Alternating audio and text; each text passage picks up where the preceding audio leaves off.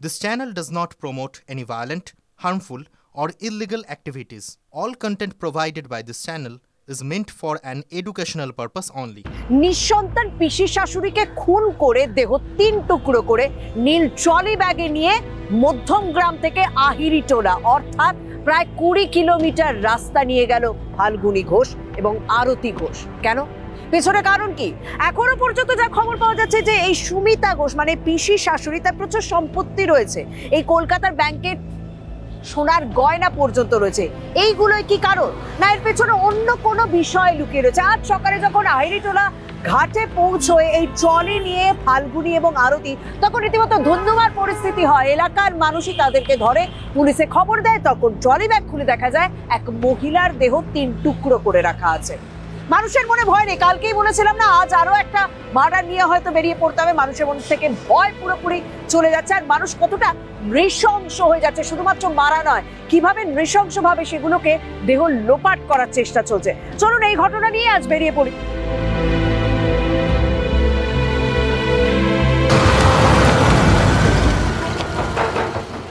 মধ্যমগ্রামের দক্ষিণ বীরেশপল্লী এলাকায় পৌঁছে গিয়েছে। এখনো পর্যন্ত পুলিশের কাছে যা তথ্য রয়েছে, ফাল্গুনী এবং আরতি ঘোষ এখানেই, এই যে বাড়িতে তারা ভাড়া থাকতেন সেখানেই সুমিতা ঘোষকে হত্যা করা হয় এবং এখান থেকেই আজ ভোর সকালে ট্রলি ব্যাগ নিয়ে তারা রওনা দেয় কুমোরটুলির উদ্দেশ্যে। যে বাড়িতে তারা ভাড়া থাকতো, কি ঘটেছে ঘটনাটি সেটা কি এলাকার মানুষ কোনো রকম ঘোড়া করে বুঝতে পেরেছিলেন? কোনো রকম চেঁচামেচির আওয়াজ, অশান্তির আওয়াজ?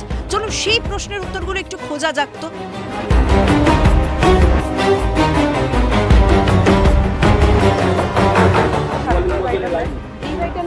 ওই যে পেছনে বাড়িটা, 2.5 বছর ধরে এমনি ফাল্গুনী এবং আরতি ঘোষ। ফাল্গুনী বা আরতি ঘোষের বয়স কত লাগবে? ফাল্গুনী 35+ আর আরতি 55 to 60। 2.5 বছর দুজনেই থাকতো। মানে এরকম আত্মীয় স্বজন বাড়িতে আসতেন? এই সুমিতা দেবীকে কোনোদিনও দেখেছেন এই বাড়িতে আসতে আগে? আমি দেখিনি। আচ্ছা আচ্ছা, আমি দেখিনি। তাও কতদিন এসেছিলেন উনি তাদের বাড়িতে এসে থাকছিলেন?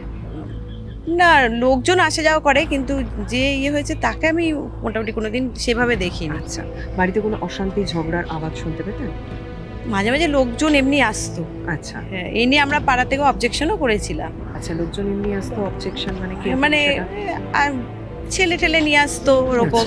সেটা নিয়ে আমরা নভেম্বর মাসে একটা মানে ঝামেলা হয়েছিল, এই দিয়ে তখন আমরা বলেছিলাম যে এদের তুলে দিতে বা কিছু। আচ্ছা, ঝামেলাটা কি রকম হয়েছিল? ঝামেলাটা হয়েছিল এমনি ওই মাছ ফাছ ফেলে দিয়েছিল, কাঁচা মাছ, ওই নিয়েই বলা বলি যে এখানে কে ফেলেছে, ওই নিয়ে একটা সামান্য গন্ডগোল। ওই নিয়েই মা এর ওর বাড়িতে চুরি টুরি করে বেড়াতো। মা খুব মানে কারো কাছে আম, কারো কাছে জাম, মানে অবাধে ঢুকে যাচ্ছে, কাউকে কিছু শুনতো না। এবার একদিন আমি তার মাকে বলেছিলাম যে আমার বাড়িতেই করেছিল, আমি বলছিলাম এরকম করাটা উচিত না, কারোর বাড়িতে কেন আপনি ঢুকছেন? তা মেয়ে তাতে বলেছিল আমার মা সাইকো পেশেন্ট। আচ্ছা, আমি মানে মায়ের মানসিক কোনো রকম? হ্যাঁ হ্যাঁ, আমি তখন বলেছিলাম তাহলে এরকম বললে হবে, তার তো নিশ্চয়ই একটা ট্রিটমেন্ট আছে, তাহলে আপনি দেখান কাগজপত্র। হবে না, আমি দেখাতে বাধ্য নই। এদেরকে নিয়ে কি কোনো রকম সমস্যা, কোনো রকম বিষয়? এটা বরাবরই সমস্যা, মানে ফ্যামিলিতে ছিল। পাড়ার কারোর সাথে মিশতো না, দরজা জানলা সবসময় বন্ধ থাকতো। রাত্রের দিকে কিছু অবৈধ কাজকর্ম হতো, এটা আমাদের ডাউট ছিল। আমরা মার্চ পিটিশন করে থানাতে জমা দেওয়া ছিল, কাউন্সিলরকেও বলে দেওয়া ছিল। কাউন্সিলর নিজে এসেও বলেছে যে এই সমস্ত জিনিসগুলো করা যাবে না, কারণ বাইরে থেকে গভীর রাতে, মানে গভীর রাত বলতে কি 9টা-10টার দিকে বিভিন্ন রকমের ছেলেরা আসতো, থাকতো তো মেয়ে আর মা, যার কারণে সবার একটা ডাউট থাকতোই। মানে গত 2.5 বছরে কোনো আত্মীয় স্বজন দেখেন? কোনো আত্মীয় স্বজন নেই। বান্ধবী একবার বলেছিল, মায়ের বান্ধবী। একবার এক এক ধরনের কথা বলে, কখনো বলতো মায়ের বান্ধবী, কখনো বলতো তার সেই ভদ্রমহিলাও যে খুব বেশি আসতো তাও নয়। আচ্ছা আচ্ছা, সেটাও আমরা দেখিনি। হয়তো এই রিসেন্ট মানে 7-8 দিন ধরে ওনাকে 2-1বার করে আপ ডাউন ধরে যাচ্ছে। এই বাড়িতে অশান্তি ঝগড়া, কোন রকম চেঁচামেচি? না, এইসব হতো না। কেন, আমরা তো সবসময় কাজ করতাম, কারণ ও তো একদম আমাদের মাস্টার মহিলা ছিল। ওকে দেখলে আমরা সবাই তটস্থ থাকতাম, কার কি নেবে, কার কি ক্ষতি করবে, এরকম আমরা চিন্তা করতাম। সবসময় জানলা দরজা সবসময় বন্ধ, সবসময় মানে শীত গ্রীষ্ম ঠিকই। মানে এটা তো ওড়না দিয়ে পুরো মুখটা ঢেকেই বেরোতো, মানে ও মুখটা দেখাতেই চায় না কাউকে, মেয়েটা বিশেষ করে এরকম করে পুরো মুখ ঢেকে ওড়না দিয়ে ঢেকে। আর মা কন্টিনিউ ওই কোনায় দাঁড়িয়ে দাঁড়িয়ে ঘন্টাকে ঘন্টা ফোনে গল্প করতো, কারণ মানে কোনো খারাপ ঘটনা ছিল, মেয়েরও কোনো এটা আলটিমেটলি ওরা মা মেয়ে কিনা সেটাও সন্দেহ আছে। মানে এখন আপনাদের সেই প্রশ্নগুলোই উঠছে। হ্যাঁ, এক দল দল ছেলে মেয়ে আসতো, ওদের সাথে কথা বলতো, বেরিয়ে যেত। আচ্ছা, আপনাদের পাড়ায় কারোর সঙ্গে বন্ধুত্ব ছিল না? পাড়ায় কারোর সঙ্গে পাড়ায় কেউ পছন্দই করতো না ওদেরকে, মানে আমাদের পাড়ার মধ্যে এত বন্ডিং, ওরাই একমাত্র ছিল আলাদা। রাত 3টে বাজে তখন ওই বয়স্ক মহিলা আমাদের গেটের পাশ দিয়ে ঘুরে বেড়াতো, সেই ভিডিওটাও আপনাদের কি কোনোদিনও দেখে মনে হয়েছিল মানসিকভাবে অসুস্থ? ওটা ওরা বলতো, আমাদের কোনোদিন মনে হয়নি।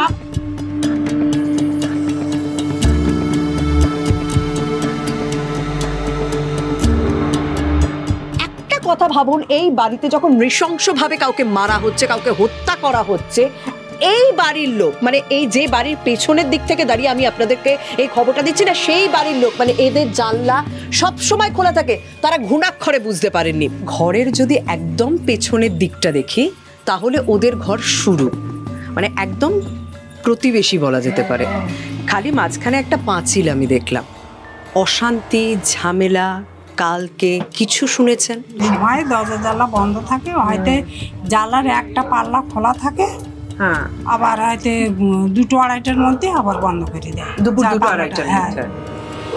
আমাদের জানলা তো সবসময় খোলা থাকে, আমরা দেখি। এই গতকাল বা তার আগে অশান্তি ঝগড়া কিচ্ছু শুনতে পাই না, কোনোদিনও ঘুণাক্ষরে আঁচ করতে পারেনি? কারণ দেখুন, আপনার ঘরের ঠিক পাশের ঘরটায় যদি কাউকে মারা হয়, চিৎকার তো অন্তত শুনতে পাবেন। হ্যাঁ, মানে কারোর আমরা যদি কিচ্ছু ইট শুনতে দিয়ে পাই মারা না। হয়, হ্যাঁ, মানে ইট দিয়ে যদি মারা হয় শুনতে তো পাবেন। মুখে ইট দিয়ে মারা হয়েছে, মেরে তারপর তার মানে টুকরো করা হয়েছে, পায়ের গোড়ালি গুলো কাটা হয়েছে ধারালো অস্ত্র দিয়ে, বুটি দিয়ে এখনো পর্যন্ত যা খবর পাওয়া যাচ্ছে। মানে এত নৃশংস একটা ঘটনা আপনার ঠিক পাশের ঘরটাতেই, মানে একটা টুটা শব্দ পান না? কোনো শব্দ পাই না। ফাল্গুনী এবং আরতি ঘোষ গত 2.5 বছর ধরে এই বাড়িতেই থাকে। একদম পাশেই যাদের বাড়ি, সে প্রতিবেশীরা বলছেন শীত গ্রীষ্ম বর্ষা সবসময় জানলার দরজা বন্ধ থাকতো। হয়তো সকালের দিকে একটা পাল্লা খোলা হলো, সেটা দুপুরবেলার মধ্যে বন্ধ করে দেওয়া হতো। তবে এই ফাল্গুনী এবং আরতি ঘোষের ভূমিকা নিয়ে বেশ কিছু অভিযোগ তুলেছেন প্রতিবেশীরা। তারা বলছেন যে আরতি ঘোষ সে প্রায়শই পাড়া প্রতিবেশীদের বাড়ি থেকে কিছু না কিছু চুরি করত এবং তাদের বাড়িতে প্রচুর লোকজনের যাতায়াত ছিল, যা নিয়ে তারা থানায় পর্যন্ত অভিযোগ দায়ের করেছেন, কাউন্সিলরকে ডেকে পর্যন্ত এই কথা বলেছেন। কারণ পাড়ায় এই ধরনের দুজন মানুষকে রাখা নিয়ে তারা কোথাও নিরাপত্তার অভাব বোধ করছিলেন প্রতিবেশীরা। না, তখন ব্যবস্থা নেওয়া হয়নি। আর এই যে সুমিতা ঘোষ যাকে মারা হয়েছে, যাকে এই বাড়ির মধ্যে এই ঘরের মধ্যেই প্রথমে ধাক্কা দেওয়া হয়, কথা বচসা হয়, ধাক্কা দেওয়া হয়, দেওয়ালে মাথা লেগে গিয়ে তিনি জ্ঞান হারান। তারপর কিছুক্ষণ পর যখন তিনি জ্ঞান ফিরে আসে, তারপর কি করা হয় যা এখনো পর্যন্ত জানা যাচ্ছে তাদের বক্তব্য থেকে, যে থান ইট দিয়ে তার মুখে মারা হয়, তাকে সেখানে খুন করা হয়। তারপর দেহ লোপাটের জন্য ট্রলি ব্যাগ করে নিয়ে আজ ভোরবেলায়, সেই ভোরবেলা 4টে কি তার আগে বা তার একটু পরে তারা এখান থেকে বেরিয়ে যান।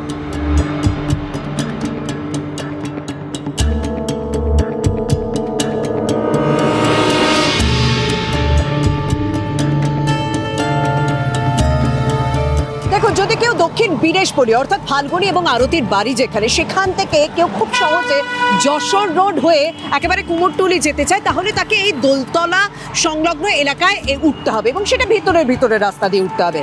এলাকার মানুষ অনুমান করছে যে হয়তো সে অনেক সকালে বেরিয়েছে, কিন্তু আমাদের কাছে ঠিক এই দোলতলা এলাকার একটা সিসি ক্যামেরা ফুটেজ এসেছে, যেটা সকাল 6টা 5 মিনিট 44 সেকেন্ডের ফুটেজ, যেখানে দেখা যাচ্ছে যে একটা ভ্যানে করে ওই ট্রলিটাকে নিয়ে যাওয়া হচ্ছে, অর্থাৎ যে ট্রলির ভেতর সুমিতা ঘোষের দেহ ছিল। এবং সেই ট্রলিটাকে যখন নিয়ে যাওয়া হচ্ছে, একজন বসে রয়েছেন ট্রলির উপরে, আর একজন ট্রলির সামনে হাঁটতে যাচ্ছেন। হ্যাঁ, ওই উল্টো দিক থেকে রাস্তা দিয়ে যদি ভেতর দিয়ে রাস্তা দিয়ে আসে, তাহলে খুব জোর আধ ঘন্টা, মানে 30 থেকে 40 মিনিট লাগার কথা। তাহলে তারা বাড়ি থেকে কটায় বেরিয়েছিল? যদি 6:05 নাগাদ এখানে দেখা যায়, তাহলে কি 5:30? কারণ 5টা 5:30টায় কিন্তু এলাকার মানুষ রাস্তায় বেরোতে থাকে না, তারা অনেক সকালে বেরিয়ে তাদের এই ভ্যান অ্যারেঞ্জ করতে হয়েছে, তারা কোথা দিয়ে কিভাবে যাবেন, কারণ অপরাধ করা, সেই অপরাধটাকে নৃশংসভাবে লোকানো, এবং তাদের এই বুদ্ধিটা আছে যে এই জায়গা থেকে, মধ্যমগ্রাম থেকে বেরিয়ে গিয়ে তারা উত্তর কলকাতা এমন জায়গায় ফেলবে যেখানে কেউ কোনো রকম সন্দেহ করবে না, কেউ কোনো রকম চিনতে পর্যন্ত পারবে না। হ্যাঁ নমস্কার, আমি একটুখানি কথা বলছিলাম TV9 বাংলা থেকে। বলছি যে এই ফাল্গুনী এবং আরতি 2.5 বছর আপনাদের বাড়ি ভাড়া যখন ছিল, ওদের সবকিছু স্বাভাবিক লেগেছিল আপনাদের কাছে? সবকিছু ঠিকঠাক ছিল? ভাড়া সবসময় সবকিছু ঠিকঠাক পেয়েছেন? এলাকার মানুষ প্রচুর অভিযোগ করেছেন তাদের বাড়িতে খুব অচেনা অজানা ব্যক্তি প্রায়শই দেখা যেত, সেই বিষয়ে আপনি কিছু জানতেন? না, সে বিষয়ে আমরা কিছুই জানতাম না। আমাদের পাড়া প্রতিবেশী থেকে যেটা জানিয়েছে তাদের সঙ্গে গিয়ে আমরা কথাবার্তা বলেছি, কথাবার্তা বলেছি, বলে আমরা ভাড়াটাকে তুলতে যেতে বলেছি। আচ্ছা, একটা কথা বলুন, ফাল্গুনী এবং আরতি কোথায় থাকতো, কি বৃত্তান্ত, সেগুলো কি জেনে নিয়েছিলেন? আজকে আপনার বাড়িতে যে ঘটনাটা ঘটে গেল বলে অনুমান করা হচ্ছে, সেইটা নিয়ে আপনি কি বলবেন? কতটা চিন্তায়, কতটা ভয়ে? এখন দেখুন, এটা তো আমরা কখনো ভাবতে পারিনি। এটা আপনারা যা বলবেন, আপনাদের সহযোগিতা আমরা নিশ্চয়ই করবো। আচ্ছা, যখন এই ধরনের ঘটনা করতে যায় তখনই বলি যে বাড়ি ভাড়া দেওয়ার আগে চিন্তা ভাবনা করুন। দেখুন, পাড়া প্রতিবেশীরা বলছেন যে বাড়ির মালিক বলেছিলেন যে 3 বছরের কন্ট্রাক্ট আছে, কিন্তু না, সত্যি তো 11 মাসে কন্ট্রাক্ট হয়। তার মানে সেই কন্ট্রাক্ট মানে বারবার অভিযোগ পাওয়ার পরেও রিনিউ হয়েছে, সেই বিষয়টা অন্তত পরিষ্কার। এখন আর কি করবেন? বাড়ির মালিক তিনিও হতবাক, এই ঘটনাটা তার বাড়িতে ঘটে গিয়েছে।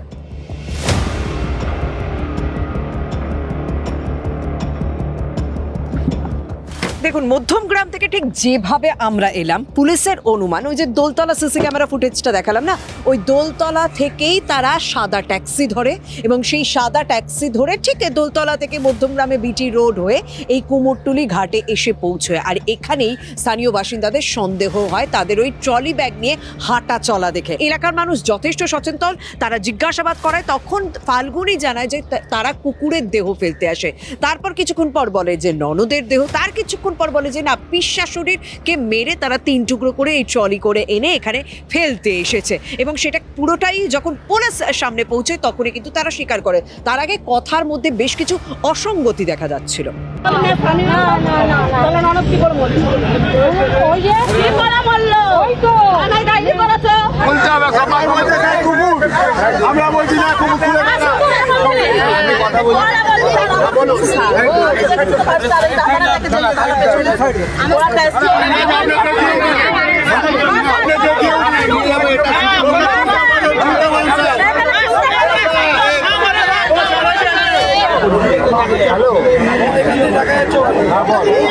যখন লোকজন প্রথমে ধরলো, ওদের বক্তব্য কি ছিল? কারণ প্রচুর লোকজন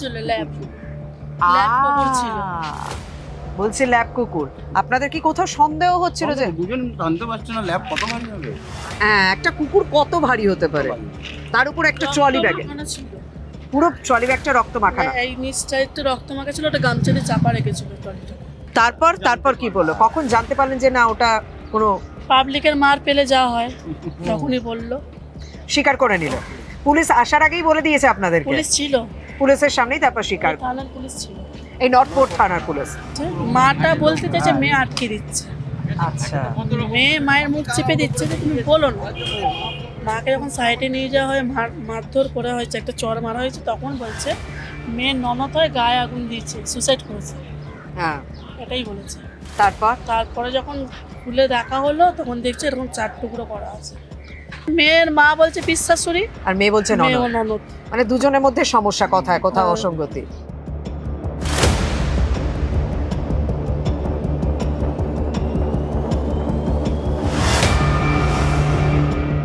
দিদি আজকে গেছিলেন তো যখন ঘটনাটা ঘটছিল? হ্যাঁ, কি দেখলেন বলুন তো? প্রথমে কি দেখলেন বলুন তো? কি দেখবো, ওনাকে বললো যে ব্যাগটা খুলবো। আচ্ছা, ব্যাগটা খুলবো, বলছে না আমরা খুলবো না। কি বলে কি আছে ওর মধ্যে আমরা দেখতে চাই, কি আছে আমরা দেখতে চাই, খুলুন ব্যাগটাকে। কিছুতেই শুনছেন না, আমরা খুলবো না। মানে ওদেরকে দেখে কি কোনো রকম ভাবে মনে হলো যে প্রচন্ড ডেসপারেট, না একটুখানি ভীতু ভয় কোথাও কথাবার্তা? না না, মানে চালাক আছে। আচ্ছা, আপনারা অনেক বেশি সতর্ক থাকেন গঙ্গার ধার এলাকাকে কখন আসছে, মানে এরকম আগে কখনো ঘটেছে? না না, জীবনে ঘটেনি। আজকে না করে 35 বছর আছে, এরকম ঘটেনি। আচ্ছা, যখন কেউ কোনো ভারী জিনিস নিয়ে আসে তখন আপনারা কি জিজ্ঞাসা করেন কি আছে না আছে? কি আছে, কি ভাই কোথায় যাচ্ছ, কাকে খুঁজছো, আগে আমরা এই প্রশ্ন করি। ফাল্গুনী এবং আরতি এই দুজনের বক্তব্যে বেশ কিছু অসঙ্গতি এখনো পর্যন্ত রয়েছে। এখনো পর্যন্ত পুলিশ ভাবছে ঘটনাটা হয়তো সোমবার নয়, ঘটনাটা তারা রোববার, মানে রোববার তারা সুমিতাকে মেরেছে, মেরে আজ তারা দেহ ফেলতে এসেছিল, আজ সকাল 7টা থেকে 8টা নাগাদ। নর্থপোর্ট থানা এলাকায় তাদেরকে গ্রেপ্তার করা হয়, কিন্তু মূল ঘটনাস্থল হচ্ছে মধ্যমগ্রাম থানা। তাই এই দুই থানার পুলিশ ইতিমধ্যে নিজেদের মধ্যে কোঅর্ডিনেট করে নিয়েছে এবং দুই থানা পুলিশের মধ্যে কোঅর্ডিনেশনের মাধ্যমে ঠিক তদন্ত প্রক্রিয়া কোন পথে এগোবে, কারণ এখনো পর্যন্ত খবর পাওয়া যাচ্ছে পুরো বিষয়টা পরিষ্কার হবে মধ্যমগ্রামে যে বাড়িতে তারা ছিল সেই বাড়িতে যাওয়ার পর। তো সেক্ষেত্রে সেই বিষয়টার দিকেও নজর থাকছে। আজ আমি এখানেই শেষ করছি, আরো অন্যান্য খবরের জন্য নজর রাখুন TV9 বাংলার সঙ্গে থাকুন।